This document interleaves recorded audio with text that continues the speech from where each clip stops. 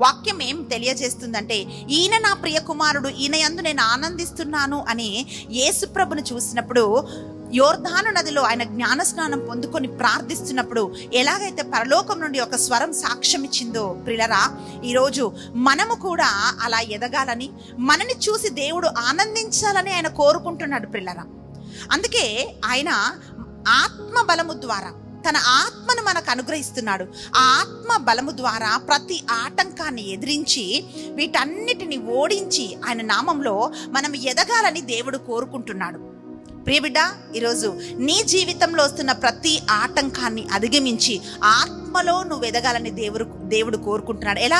మన పిల్లల్ని చూసినప్పుడు మనం సంతోషపడుతూ ఉంటామండి. మా బిడ్డలు ఇది చదివాడండి, ఈ ఉద్యోగం చేస్తున్నారండి, ఇలా ఉన్నారండి అని మనం చెప్తూ ఉంటాం కదా. అలాగే నువ్వు ఆత్మలో ఎంత ఎదుగుతున్నావో అంతగా దేవుడు నిన్ను చూసి ఆనందిస్తాడు. అలా ఆనందించాలని దేవుడు కోరుకుంటున్నాడు. అలా మనం ఎదగాలని దేవుడు కోరుకుంటున్నాడు.